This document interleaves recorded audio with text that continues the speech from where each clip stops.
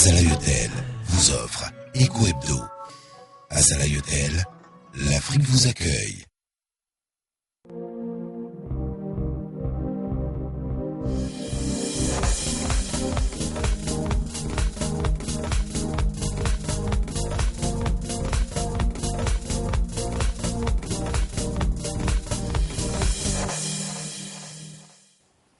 Mesdames, Messieurs, bonsoir. Très heureux de vous retrouver pour Eco Hebdo, votre magazine économique. Vous le savez déjà. Tous les dimanches, nous commençons ce magazine économique par notre traditionnel tour d'horizon complet de l'actualité économique avec une signature de Oussoufa Diagoula que nous suivons. Le Forum économique mondial de Davos a clos ses portes hier samedi 23 janvier 2016. Plus de 40 chefs d'État et de gouvernement ainsi que 2500 dirigeants du monde des affaires et de la société civile s'y sont rendus à cette 46e édition consacrée aux enjeux mondiaux cruciaux tels que la sécurité, le changement climatique, la croissance mondiale et les prix des produits de base. Le programme New Deal concocté par la Banque africaine de développement a été présenté.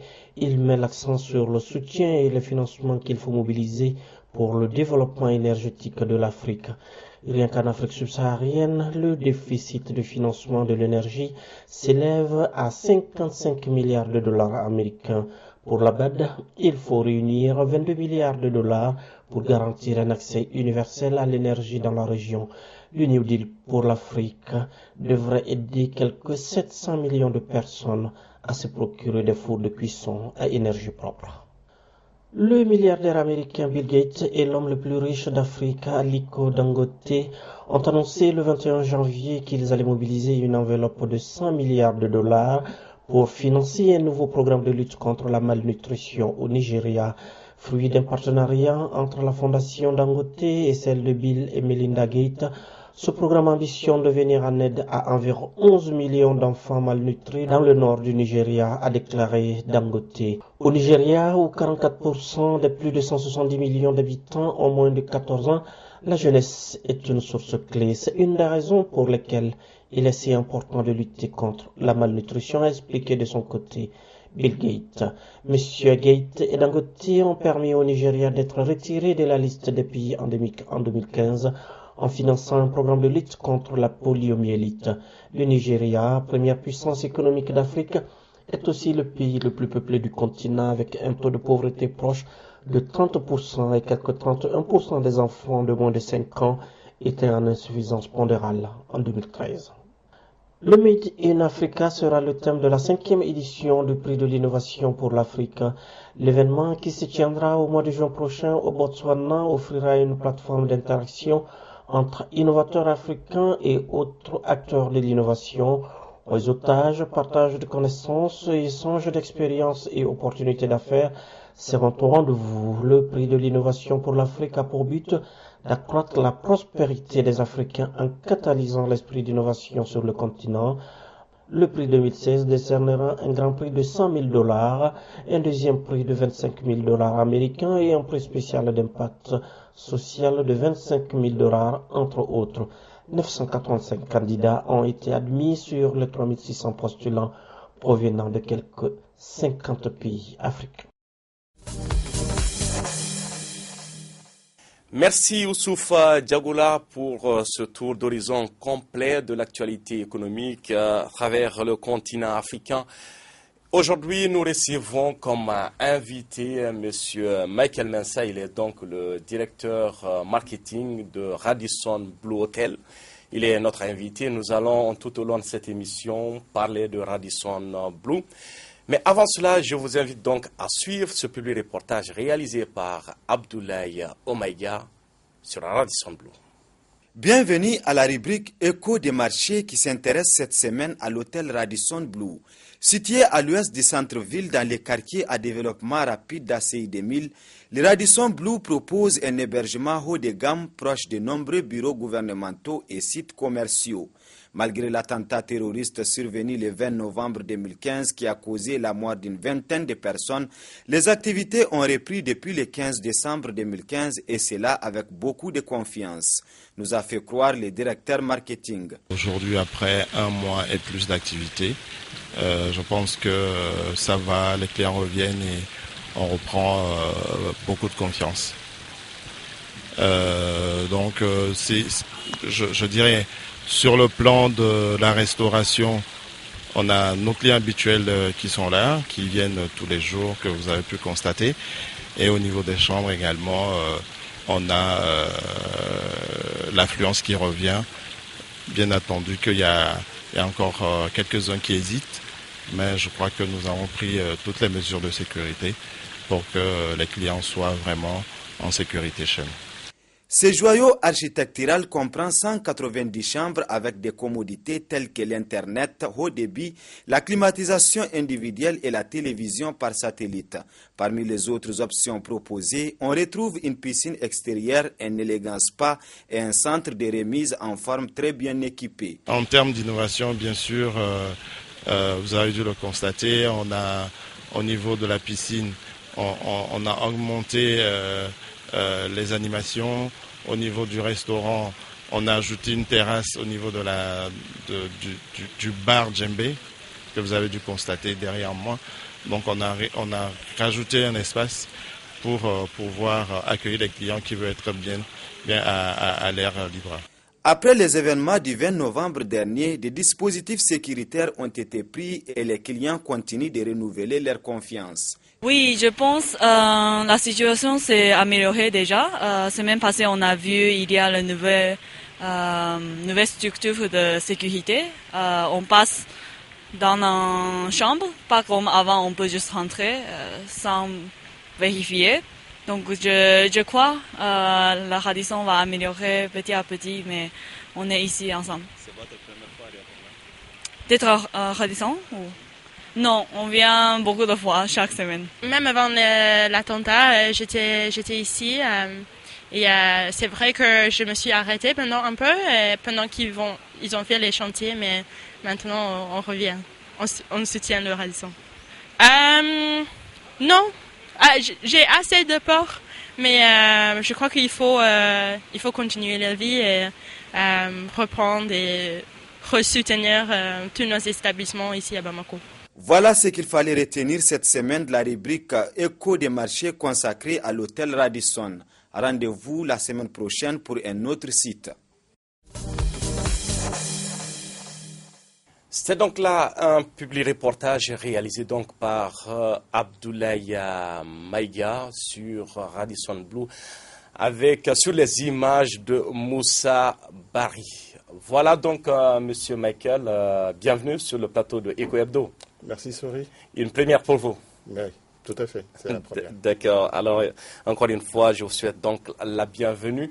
Michael Mensa, vous êtes donc le directeur en charge du marketing de Radisson Blu. Si on vous posait la question basique, à savoir c'est quoi Radisson Blu, qu'est-ce que vous répondrez? Radisson Blu est une chaîne, c'est une chaîne de Carlson Residor. Et donc Radisson Blu est présent dans les 5 continents et un peu partout en Afrique. Aujourd'hui, Radisson Blu est à peu près 35 hôtels en Afrique. Il y a 10 ouvertures au cours de cette année, 10 ouvertures l'année prochaine. Donc vous voyez que c'est une chaîne qui est en pleine expansion en Afrique. Très bien, je vois que le maillage il est tout à fait réussi. Vous êtes présent sur tous les continents pratiquement. Et là, en Afrique, il y a une forte représentativité de votre chaîne hôtelière. Quelles peuvent être aujourd'hui les ambitions de cette chaîne? Nous le voyons, la rénovation, ça et là, le renforcement en termes de ressources humaines et même en termes de capacité de prise en charge, n'est-ce pas, des attentes des clients. Quels sont vos projets aujourd'hui, Michael Mensa? Je dirais qu'aujourd'hui, comme on le dit, l'Afrique est le continent de l'avenir. Donc tous les grands groupes ont compris qu'il faut être présent en Afrique et plus particulièrement Carlson Residor. Et donc aujourd'hui, avec le développement du secteur hôtelier en Afrique, il y a eu même au niveau du groupe une recomposition des zones géographiques. Ce qui fait qu'aujourd'hui, le continent africain est en lui tout seul une zone au sein de Carlson Residor. Alors qu'avant, il y a encore un mois, c'est-à-dire cette recomposition a été faite au 1er janvier, alors qu'il y a encore un mois. Nous faisons partie d'une zone qu'on appelle le WENWA, c'est la zone Afrique, Moyen-Orient et l'Europe de l'Ouest. Vous voyez, donc c'est pour vous dire qu'on a compris que l'Afrique est en plein développement, il faut être présent en Afrique. Voilà. L'Afrique, comme dirait l'autre, est encore un continent vierge où tout est à refaire parce que nous voyons des potentialités ça et là dans divers secteurs. Mais Michael, nous le savons également, l'Afrique a besoin autant, l'Afrique a des potentialités, autant nous avons besoin de créer des emplois sur le continent. Quelle est la politique de Radisson Blu en la matière? Radisson, bien sûr, utilise à chaque fois que c'est possible les ressources humaines des pays où il s'implante. Et donc, aujourd'hui, la formation est l'un des piliers sur lesquels Radisson se base pour développer des talents en Afrique. Et Radisson a plusieurs concepts et des promesses qui sont autour de ce développement des talents. Donc, on a même une promesse chez Radisson qui dit We grow talent, talent grow us. Donc ça veut tout dire. Nous développons de talents et les talents nous développent. Vous voyez que vraiment, c'est pas en venant d'Afrique que Résidor s'est lancé dans des promesses ou s'est développé dans une politique de développement des ressources humaines. Et c'est depuis la création du groupe. Et chaque année, Radisson essaie d'améliorer, comment je te dirais ça, cette prise en charge côté formation des ressources humaines. Nous avons toujours quelque chose en nous qui nous différencie des autres. Alors, si on vous demandait, vous, directeur marketing, de nous dire qu'est-ce qui différencie Radisson Blu des autres, la particularité. C'est ce pins-là. Et vous avez vu, ce pins, on a écrit dessus, Yes, I can. C'est toute une philosophie. Une philosophie, c'est pas juste un slogan, c'est toute une philosophie. Et chez Radisson, pour le client, oui, chacun s'investit pour que la promesse que nous donnons aux clients soit une réalité. Et donc ce Yes I Can, on le retrouve partout. On le retrouve chez tout le personnel, du directeur au plongeur, partout les cadres. Et je dirais aussi que c'est grâce à ce Yes I Can que nous avons pu réouvrir l'hôtel Radisson Blu Bamako après les événements que nous avons connus, parce que tout le monde s'est donné la main, du président du groupe jusqu'au dernier employé au Radisson Blu Bamako. On s'est donné la main pour se relever. Voilà. Se relever. Radisson Blu se relève donc. C'est vrai, vous avez touché à ce phénomène, à cet épisode tragique que nous avons connu, que tout le monde a déploré et que tout le monde a condamné avec fermeté et avec force. Alors, Radisson Blu est de retour, plus que jamais. Cette volonté n'a jamais été ébranlée. La preuve, vous avez procédé à votre réouverture. Et même la ministre était l'autre jour dans vos locaux. Cela témoigne de la volonté, vous l'avez dit, ce n'est pas juste un slogan, c'est une attitude, c'est une philosophie. Alors, qu'est-ce que nous pouvons attendre de Radisson Blu après ces événements tragiques? Moi, particulièrement, je veux qu'on mette ces événements tragiques derrière, parce que nous avons su nous relever. Il faut faire face à l'avenir.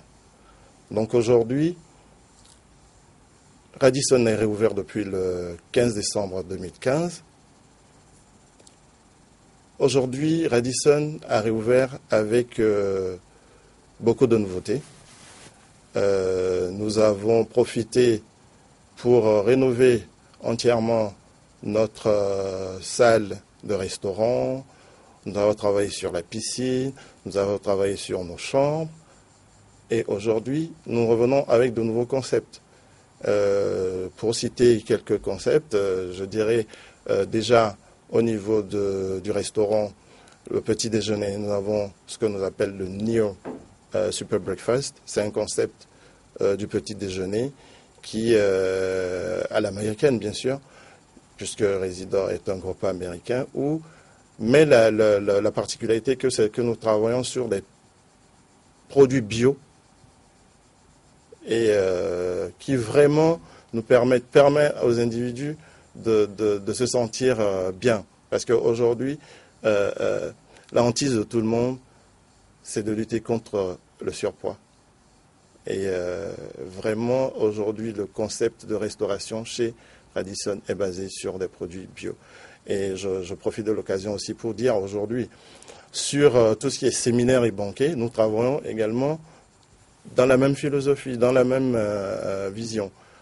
Nous avons ce que nous appelons des brain food qui permettent aux clients, aux participants à une réunion de pouvoir, même en mangeant, de ne pas se sentir très leste et puis ne pas pouvoir continuer sa réunion. Donc nous avons surtout sur la restauration, plusieurs concepts aujourd'hui que nous développons. Voilà, donc j'invite, c'est l'occasion de le faire, j'invite les clients séminaires et banquets, hébergements, à venir tester les nouveaux concepts que nous avons mis en place depuis la réouverture. Des nouveaux concepts basés sur une attitude, une philosophie. Yes, we can.